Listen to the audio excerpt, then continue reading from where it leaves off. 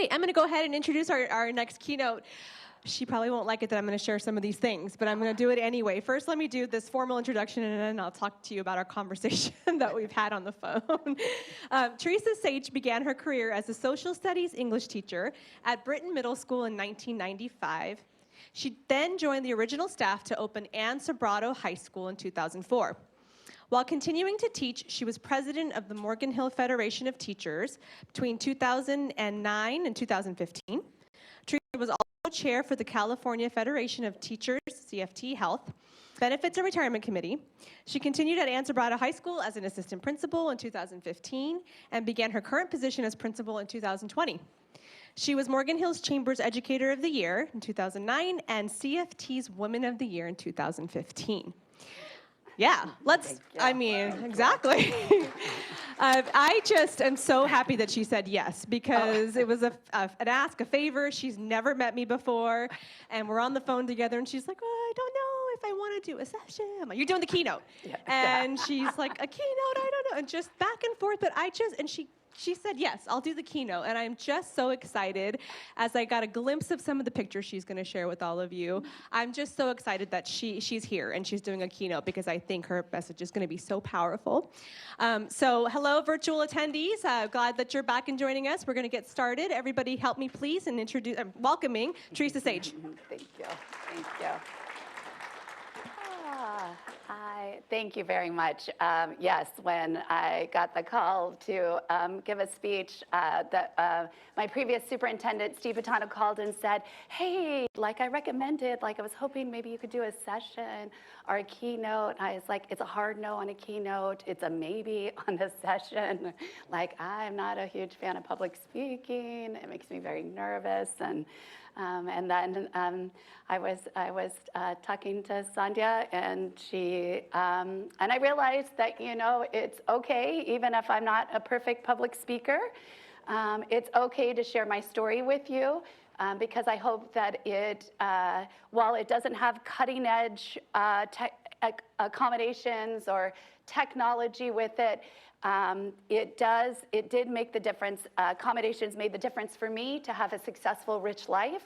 And every day that you help students get their accommodations, that you help students find their ways to be successful, matters and allows them to be included and participate fully in all that they do. So I thank you for all the work you do with our students. So thank you there. I want to start, Erin Jones taught me this. She did a session at our school, and she said, take a deep breath and concentrate on something that you are grateful for. So a deep breath in, everybody do it with me. She says, when you concentrate on what you're grateful for, you cannot be stressed, you cannot be angry, you cannot be upset. So I am grateful to be here with you to share my story. I also want to do this is going to be an interactive keynote speech. So if you have questions, feel free to stop me at any time. That'll also help me maybe find my spot on my speech. I'm doing a speech using JAWS software on my computer. So I have a couple of keywords written for each part of it, in hopes that I'll remember what to say. My assistant sent me a text last night at 11 o'clock and said, I'm feeling sick. Like, I don't know, it's like, oh no. I had practiced my speech with her, but my sister, Jeannie, was a trooper and came in to help me today so that she could work. Yes, thank you. Yes, that's right. Nothing like first speech and your assistant sick, and it's good. It's good. So so it's interactive. Feel free to ask questions at any time. What I'd like you to do is get in the moment with me. So if you could close your eyes for a second. And keep your eyes closed and think, okay, if I was standing at that podium and I was going to give a speech with my eyes closed, how is this going to go? And take a deep breath, and we're going to go for it. So thank you for having a little empathy with me as we get started. And I'm going to find my spot. Here we go. I was born in San Francisco and grew up in South San Francisco, home of the industrial city, for those of you from there, right? As a kid, we used to slide down those letters on cardboard. We grew up in a 3-bedroom, 1-bathroom house. There was 6 of us, working class neighborhood. And I went to school in South San Francisco Unified, K through 12th grade. I went to El Rancho for my early elementary years, and I had a teacher, Mrs. Uyghur, when I was in 2nd grade. And Mrs. Uyghur inspired me. Yeah, a picture of me when I was a long time ago, right? So Ken was going to share his age. I'm a little bit older. I'm 55, so this was a long time ago. What I realized as I was preparing for this speech was that I am probably as old as Stone Age. So everything's got new names, everything's got new ways, but it's all good. So in 2nd grade, Mrs. Uyghur inspired me to be a teacher. I thought, this is the job that I want to do. I want to help kids, and I really felt that it was a calling. And I always wanted to be a teacher since I was in 2nd grade. And so I plugged along in school and got good grades. My dad did not graduate from high school. He was very smart, one of the smartest people I know, but school was not for him. He was a diverse learner, I would definitely say. And my mom was pregnant with me her senior year. She used to call me her senior project. And she went back to adult ed and got her diploma. She was very proud that she ended up with her diploma.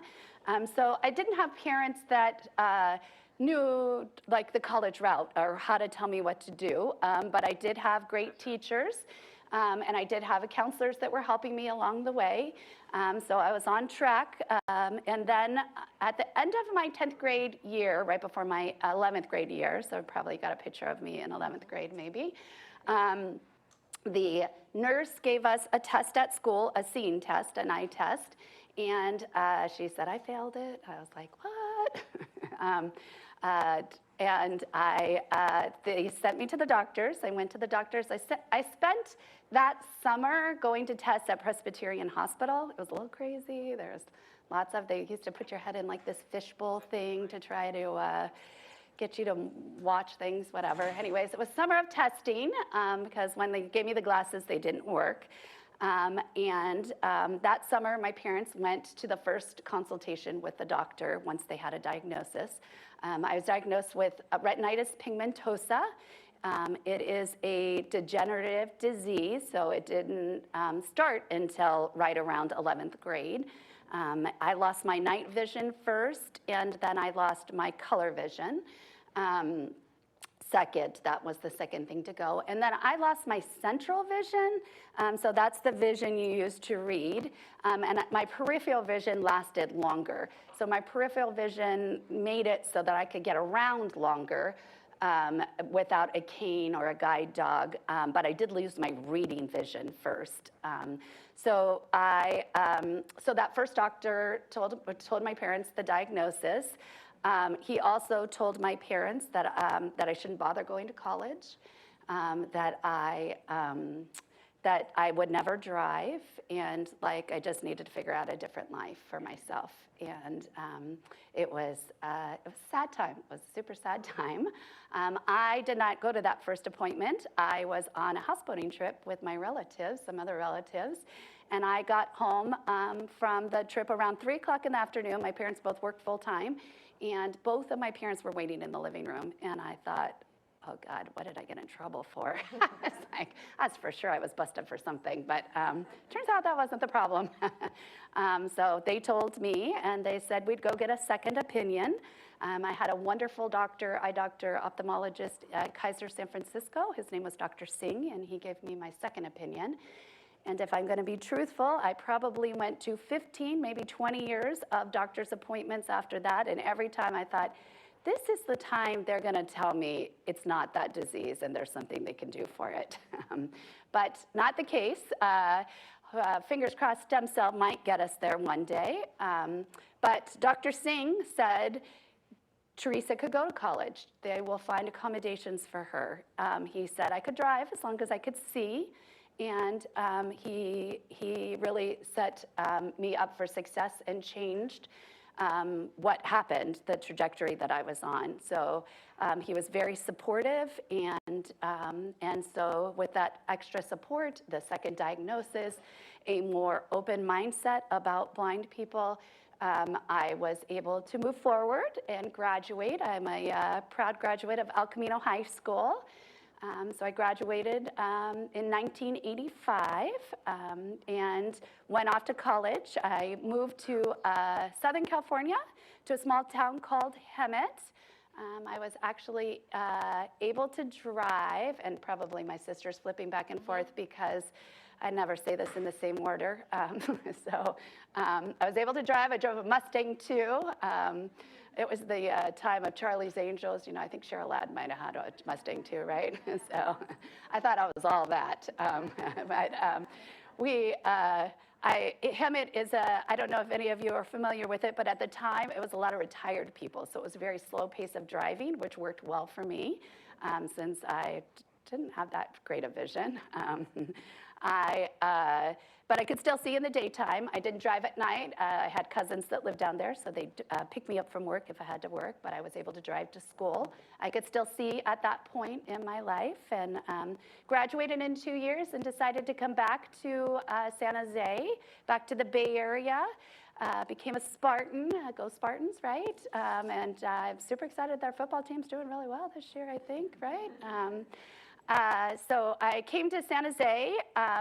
I started working with Peninsula Center for the Blind. It's now called Vista Center.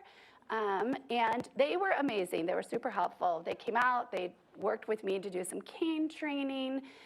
They worked to find, there's like dots that you can put on things so you can find the right keys. I have some on my computer right now to keep me where I need to be.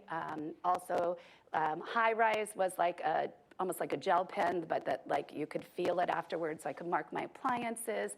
So basically the daily living things to be able to function being blind. I still could see, just again, night vision was getting worse, but I could make it through school. I just chose not to take night classes to help that out. When I moved to San Jose, it was great. I gave up driving, so I only drove for the 2 years I was in Hemet, much safer thing. And I worked downtown. I was a legal secretary for a law firm. And I went to school downtown. I lived downtown, so I could walk everything. Everything was like a 16-block, squared block. So it worked out really well for me. And I was on my way to graduation. My peers were very proud of me. And the summer before my senior year, I decided, I got pregnant and I decided to get married. And so my parents were like, no, we're so close to getting her to graduate. And I said, no problem. I only have 21 credits to go. I'm gonna get married in the summer. I'm gonna go to fall semester. I'm gonna graduate in December, and my first baby is gonna be born in January, and I'm gonna be on track. I'm gonna graduate. It's gonna be beautiful. It's gonna be a beautiful thing. And so what I didn't know at the time was two things. One was that I was going to lose my vision while I was pregnant with Jenna, my firstborn, and I became legally blind at that time. So I didn't realize that I was going to lose my vision. And the other piece was I didn't realize that we were going to have an earthquake in 1989. Loma Prieta, that we got to do the drill for today as a result of that earthquake, which my house was not condemned because it got totaled. The attic apartment in my Victorian didn't fare as well, but I was in the basement, and so I just had a painting and a plant fall over during that earthquake. But my house was condemned because it was red tagged because it wasn't legal, and the window was small, and I was 7 months pregnant at this time. So it was good that we got to move, but I was in the San Jose State student union. I was buying a book for a class when the earthquake actually happened. I was in line. At the time, I had big checks. They were big, like business-sized checks with raised lines so that I could sign checks. And I was buying a book, and the earthquake happened. I still have a very healthy fear of earthquakes as a result of it. Being in a bookstore not knowing what's happening is super scary. But they wanted to get us all out of the bookstore. I'm like, we have to walk through. If any of you have been to San Jose State, coming out of the student union, you know that big cement overhang that you have to walk under to get outside? I was like, that doesn't sound that safe to me, but we did. We went out. The person that was selling me the book, they came out at that time and they said, you know, if you were in the middle of your transaction, you can go back in the store and finish the transaction. I was in the middle of my transaction, and I had no idea class was going to get canceled the next day. I needed my book, so I went back. She's crying, I'm shaking, trying to write the check. But we got through it, and fortunately, nobody was hurt, and so that was good news. We got moved, and as a result of the earthquake, we got to move to another place. I'm going to go back for just a second because I forgot a little piece. Sorry, I'm a little bit out of order. When I also worked for a law firm at the time, the whole time that I was at school. And the attorney that I worked for was super helpful. He actually used a dictaphone back in the day, and he'd tell me exactly what I needed to write. I was a fast typist. I could type 60 words a minute. So I was able to keep my job because he made accommodations for me and my blindness. And so it worked out well, and I was able to work the whole time that I was going to school. Going forward with, in January, Jenna was born, so maybe a picture of Jenna up there as a baby, January of 1990. And then there's a picture of her afterwards with her horses. She's pregnant with my sweet grandson. It's so fun to be a grandparent. And she has, and her horse, she's got a couple of horses and 3 dogs and a husband and a house in San Martin. She's actually Santa Clara PD.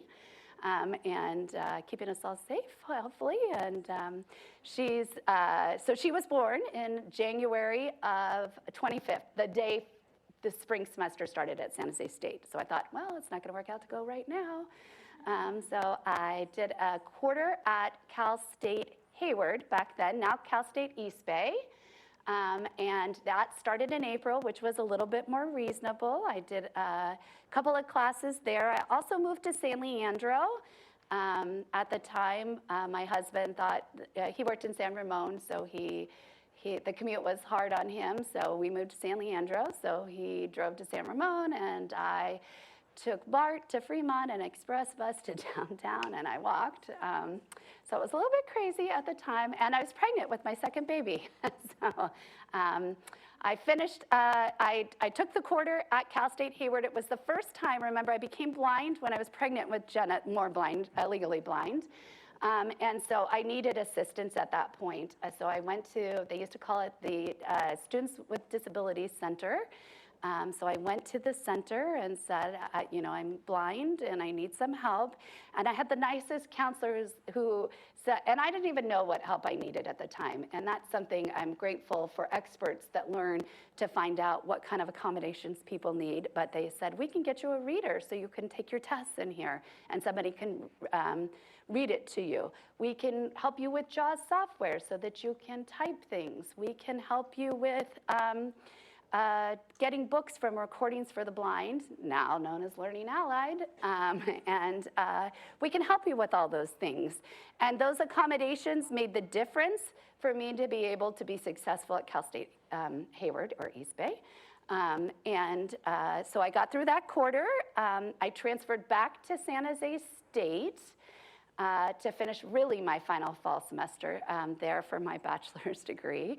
I finished. I was 8 months pregnant with my second child, Nick. I graduated with a social studies degree. Nick is, was born in February of '91, so my kids are a year and 17 days apart.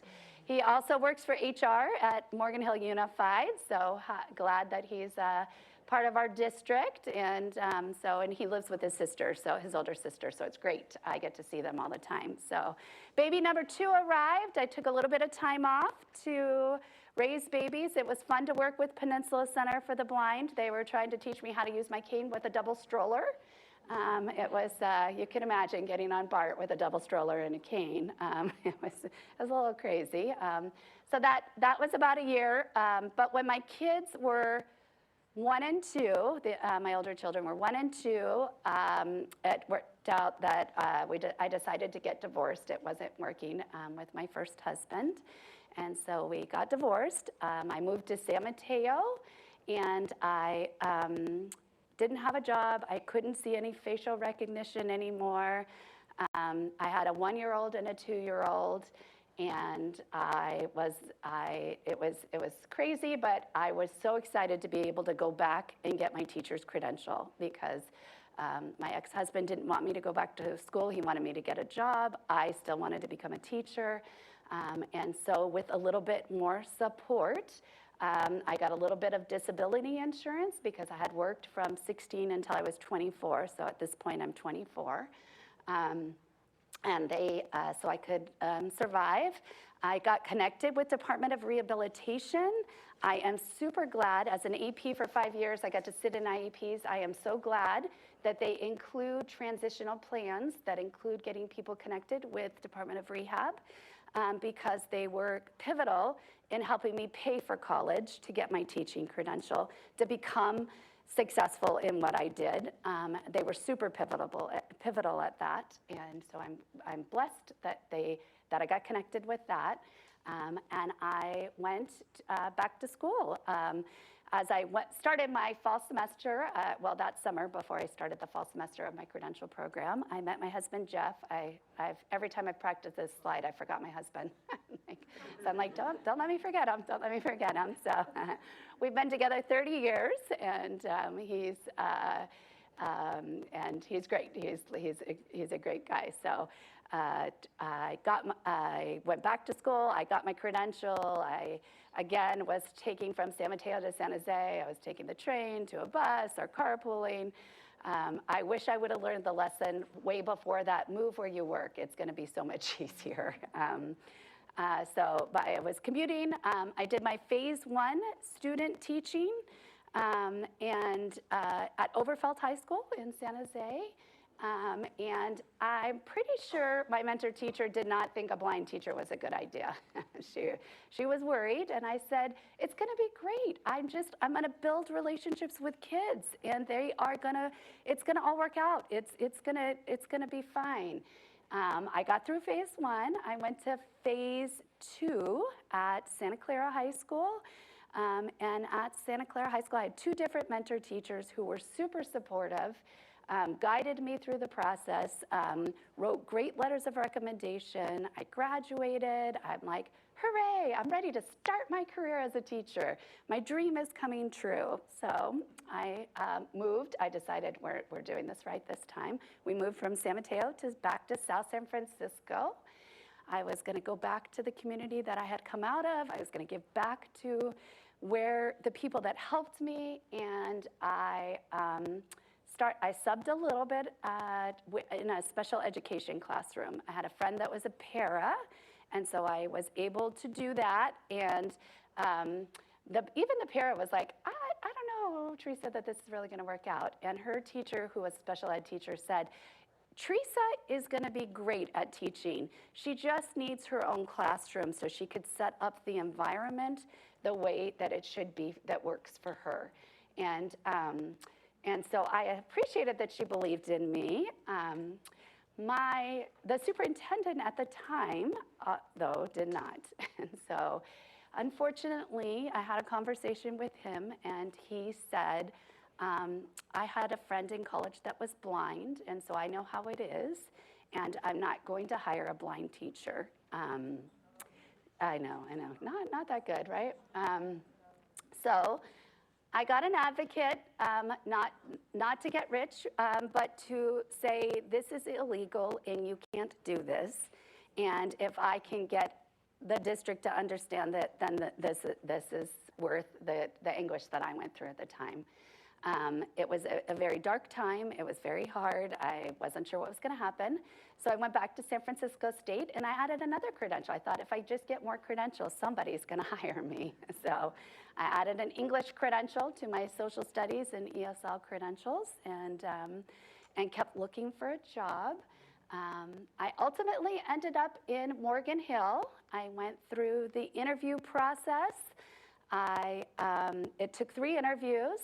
After the first interview, I was like, Morgan Hill is my destiny. This is where I'm supposed to be. The weather is good.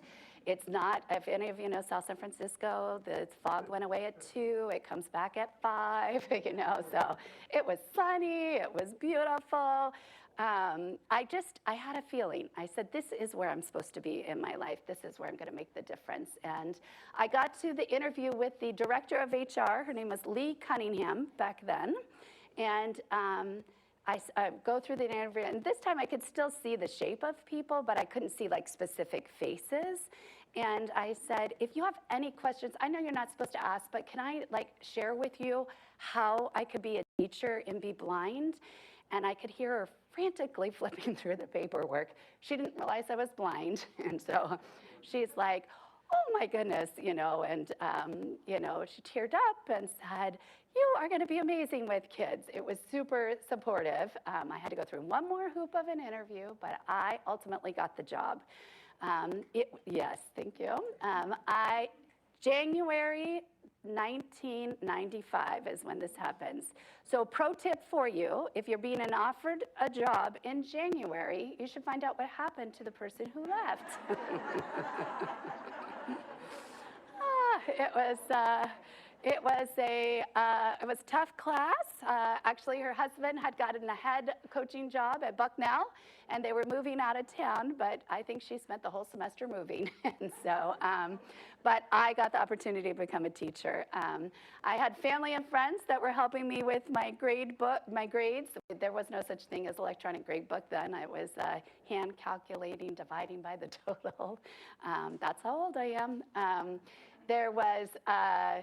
They'd help me grade papers. I had students in each class, trusted students that would help me with the attendance, and I made it through the first semester. It did not even occur to me that I could ask for accommodations in the workplace.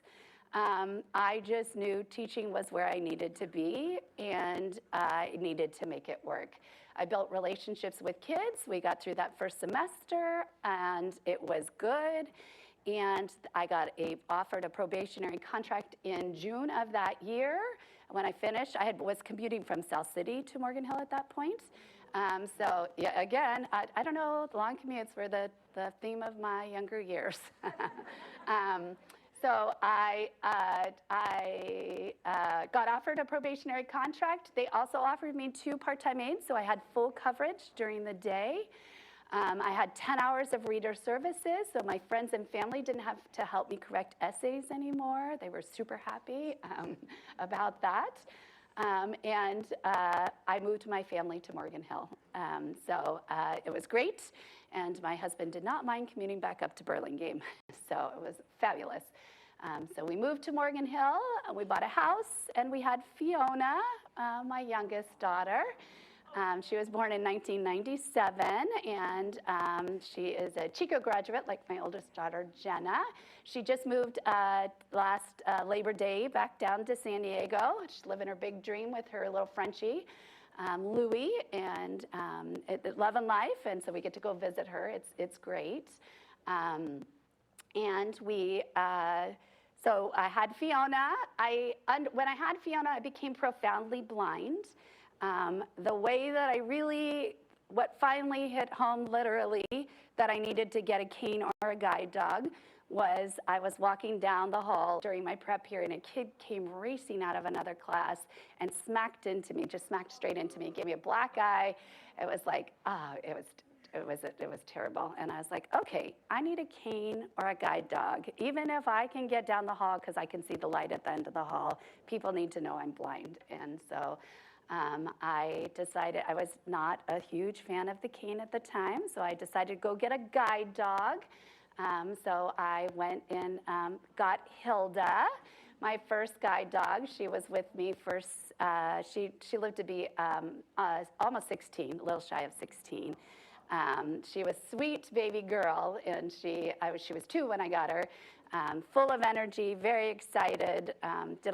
She helped me do She was such a good guide dog. I came home, or I didn't know any better, one of the two. I came home with her, and we did a 6K race, the Wharf to Wharf, Santa Cruz to Capitola, and she was so excited. When I went to guide dogs, they said, what do you want in a dog? And I said, I want a dog that'll help me walk straight. That's what I want, is I want to be able to walk straight down the hall. And she stuck straight always. It didn't matter who was in her way. She just plowed right on through. It was like, we're going. Straight is what she did. She was my guide dog for 5.5 years.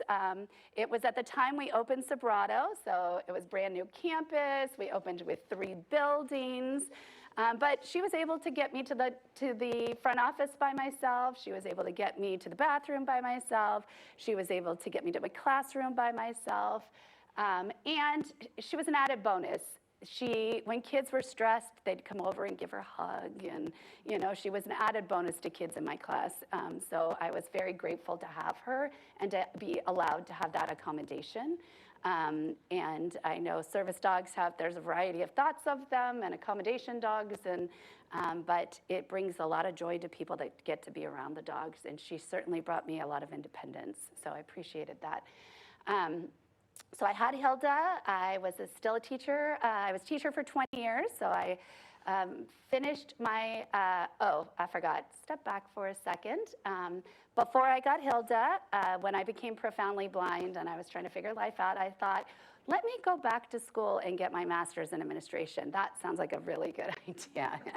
So I went back to school. I did another round at San Jose State, super accommodating as well, great accommodations. And so I was able to get my master's in administration, though I didn't want to be an administrator yet. So 2009, I was elected the Morgan Hill Federation of Teachers president, as the little introduction said. So I was president for 6 years. It was a great time in my life. I worked part-time in the classroom, part-time in the Federation office. I was able to really support teachers and work with the district. I brought collaboration time to our district and our contract, survived all the layoffs without losing any of our teachers. It was big time. That same year in 2009 is when I got the award for Educator of the Year from the Chamber of Commerce in Morgan Hill. I secretly in my head thought, I hope somebody in South San Francisco sees this. Just to know I made it. I made it, right? Thank you. So Hilda was ready to retire, so I went back that same year to go get Schubert. He's the most handsome of my 3.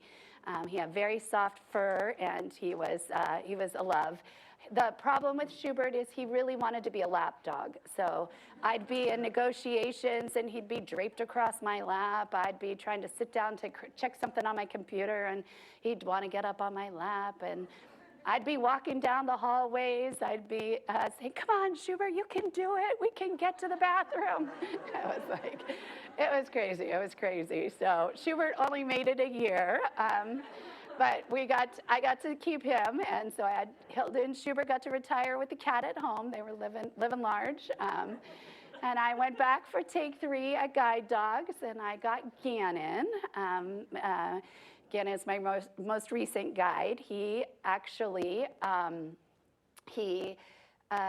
I got him, he was super good. He always sat up perfectly straight in the back. He'd like to sit up in the back seat of a car. They trained guide dogs to sit at the feet of you in the stairwell, or not stairwell, but the footwell. And Gannon was like, yeah, no, I'm too big for that. I'm going to the back seat. So he'd sit up straight and want to, constantly wanted to go. So it was great. He was great after Schubert. And then in 2000, I'm going to actually, give me 1 second. Let me find my spot in where I'm at before I got farther before without checking my notes, which is the good news, right? Any questions while I find my spot? Because I'm only at Nick right now.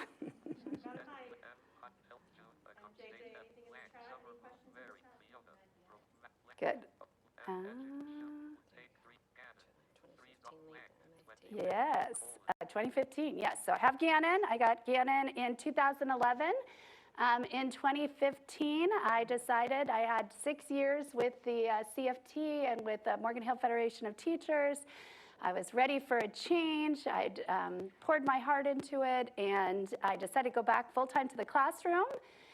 But that year, we had 2 assistant principals that left our site. And I said, I cannot have our site. We worked hard for the Sobrato way, and I can't see it. I wanted to be part of the missing 2 assistant principals. So I was hired as an assistant principal. Prior to being hired at that, I did have an administrator who told me, you know, Theresa, I think you'd be great in administration, but not as an assistant principal. And I was like, oh, okay. Yes, because I'm blind. I know. My sister keeps saying, don't forget to say, that's why they were saying that to you. Yes, he said I was blind and that maybe a different job would be okay, but not an assistant principal. But I was fortunate to work with Steve Batondo, who was the superintendent at the time, and he took a chance and hired me as an assistant principal. I was able to work with families, go to IEPs. He believed in you. He did believe in me. He did believe in me. And there was one benefit to being blind sometimes. Every once in a while, you'd have a parent that would come in, and they'd be hot, and they'd be super mad. And they'd come into my office, and I'd say, okay, have a seat. I'm Theresa Sage, and I'm the assistant principal, and whoever my assistant, Margarita, Marlena, whoever it was, is my assistant. They help me because I'm blind, and they'd stop. And they'd be like, and I'm sure in their head they were like, I cannot yell at a blind person, probably. Or they thought, what do I do with the fact that she's blind? So could just change the dynamic in the room, and and then we could get to the heart of what the problem was and make it right. But that was there was some advantages to being that. Basketball games not as fun. I can definitely tell you that. So I was an assistant principal for 5 years. The year I became an assistant principal, I think I've been the only administrator that was recognized as a CFT member. That's the year that I got to be Woman of the Year in Education, and we got to go to Tattages in the city for a nice lunch afterwards. And I gave a 7-minute speech, acceptance speech, and during that speech, when I finished, I said, I'm never public speaking again. Like, that's it. I'm not doing it. I'm not doing it. It's not for me. And in fact, later on, when I became principal, I was like, I'll only become principal if I get help with the graduation speech. It's challenging when you can't see to do a public speech, but here we are. So I got that award in 2015. In 2020, March 2020, everybody remember that fateful day, March 13th? Friday the 13th is the day school closed for 5 weeks, and the pandemic would be gone by then, right? At that same day, I was pulled out of an IEP with lawyers and was told that Gannon was bleeding in his mouth. He ended up with mouth cancer. So he was diagnosed that same day. It was crazy time. A couple months later in May, Schubert was diagnosed with cancer as well, a different kind of cancer. So I had both the dogs having cancer. We're working from home. My principal says, I am going home. I'm going back to Connecticut. This is too hard. My family's all back there. She lost 2 grandmas to COVID at the time on the East Coast. So she went home to be with her family, which is super the right thing to do. But we didn't have a principal then, and I'd been an AP for 5 years, and I was encouraged to apply. So I applied for the position. Again, Batondo was still our superintendent, so it worked out well. I went through the interview process and got hired, which was very exciting, except I'm going to give you a second pro tip. If there's another pandemic, do not become a principal for the first time during a pandemic. It is super hard. It's hard to be a principal anyways, but during a pandemic, it is extra hard. So And to the fact of helping kids, we actually opened, even though we were doing distance learning, we opened with a center on campus for kids, particularly students with disabilities that needed assistance. So we had kids on campus from day one.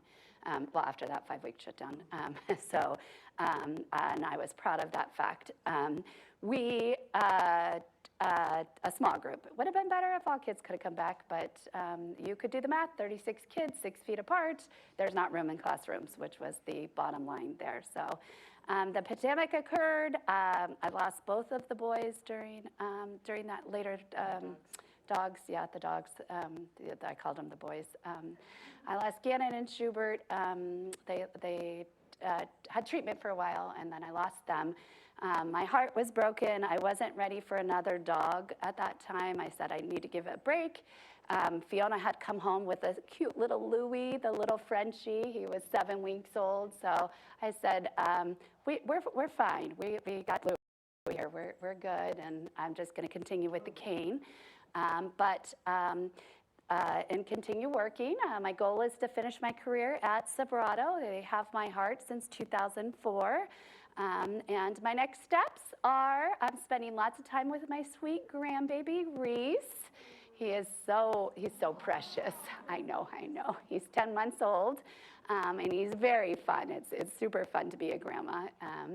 And I am spending time. I'm an empty nester, so it's kind of nice. Like when my husband and I leave the house in the morning, there's no dishes in the sink. There's no kids coming home from the bars and cooking at 2 a.m. There's just things like that. It's good. We're empty nesters, and I've made the decision to get a companion dog. It's different than a guide dog, so I'm in process now. Companion dogs are right below a guide dog, but they can be at home a little bit more. I can hardly find time to take myself to the bathroom these days, so I can't do that to a dog right now. So I'm gonna just go the companion dog route for a little while until I retire, and then make some decisions from there. So I thank you for listening to my story. I thank you for believing in students that they can do it. I thank you for providing accommodations even when they don't know what they need, because people did that for me and believed in me and supported me, and that made it so that I could have a great career since 1995 in education. I got to find my dream as a teacher, and I am super grateful for that. So thank you for all that you do to support each and every student each and every day. So thank you. And yeah.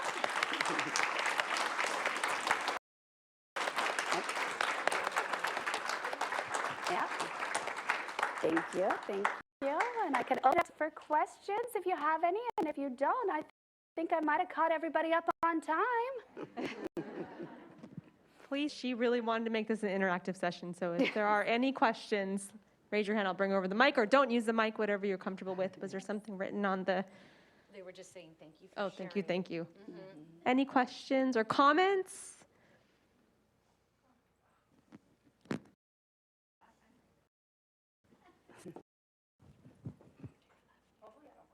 No. But I just want to encourage you to continue being a public speaker. I think it's an honor to have somebody like you to do this. Thank you. We go through our lives, I'm a special ed teacher. Yes. Modern to severe. But across comes some students that sometimes we don't know where they end up. We give them the resources, and we see a lot of things, a lot of miracles. Yes, a lot of magic that happens. I encourage you to continue doing that. Oh, thank you. I appreciate it. It's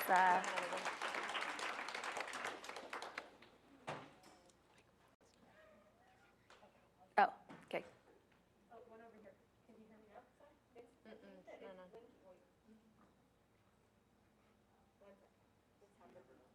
Oh, test.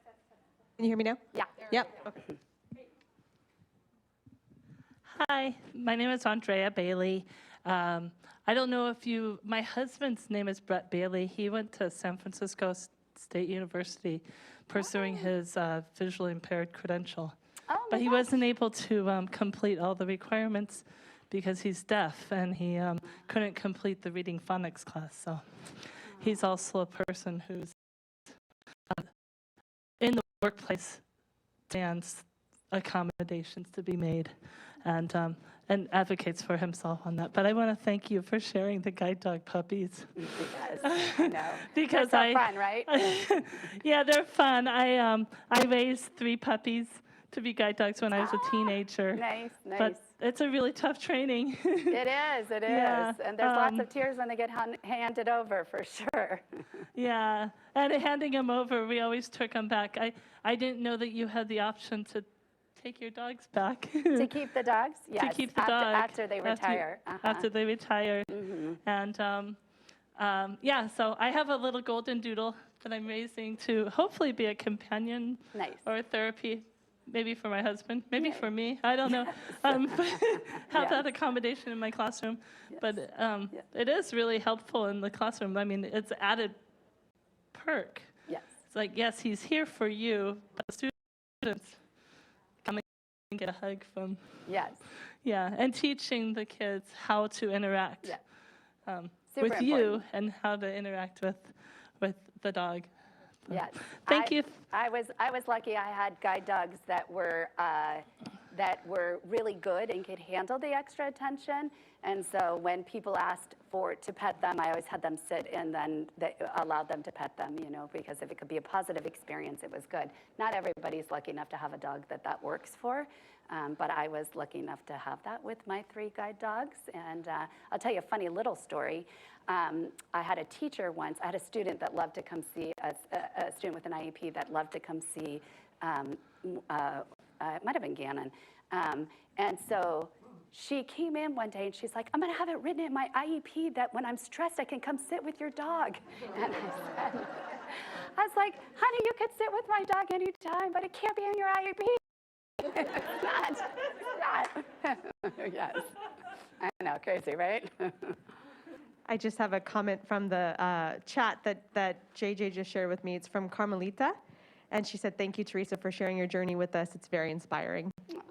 And she's coming up with Wyatt's got a couple questions. Thank you. You are truly, from Laura in the chat, you are truly an inspiration to me and all who work in the education field. Thank you so much for sharing your amazing story. It gives me hope. And I'm going to pass the mic to Katie Wyatt. Hi, Theresa. Thank you so much for your service. I got the amazing opportunity to collaborate with a colleague who was blind when I was serving in Alum Rock at Matson Middle School. And at the time, I knew literally zero about universal design, about inclusion, about accessibility. Yes.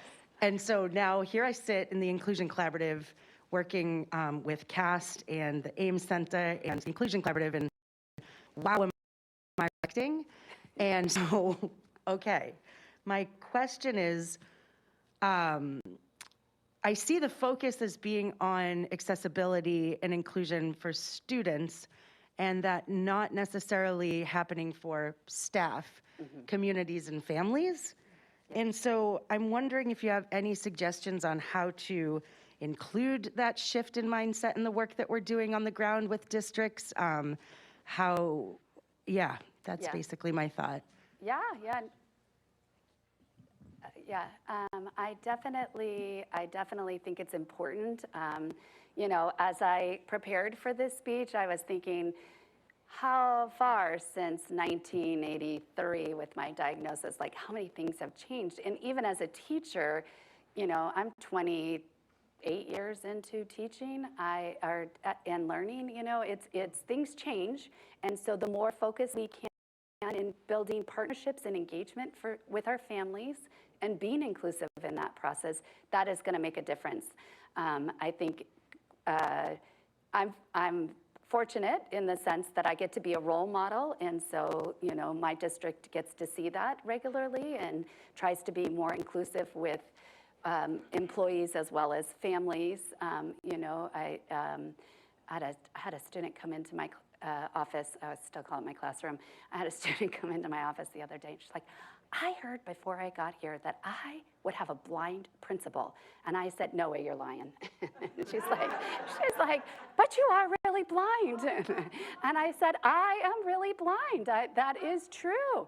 It is true. And, you know, they're curious. And so the more people that are able to be included and around others that don't have disability is going to be the answer. Okay, another question back. I'll just say thank you for sharing your wisdom. My question is, if you could go back to 1983, Yeah. what would you tell your younger self? Advocate for myself, probably. Advocate for myself.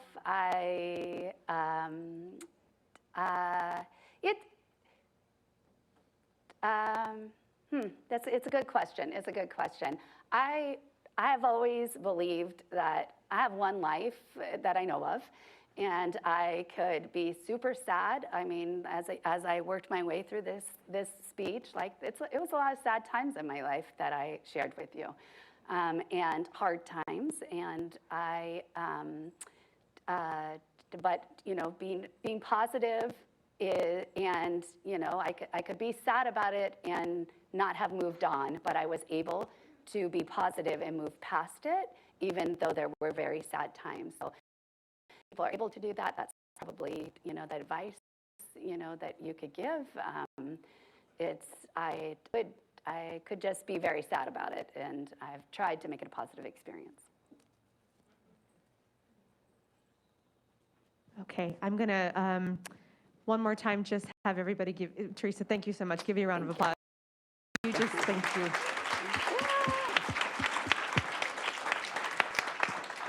You did it, and you had one of the most inspirational keynotes. So absolutely keep doing this. Thank you so much. And I'm just gonna kind of move us along, but I know you'll be here. So if anybody does have questions, to come on up and ask questions if you're more comfortable doing that off the mic. But again, thank you so much, Theresa.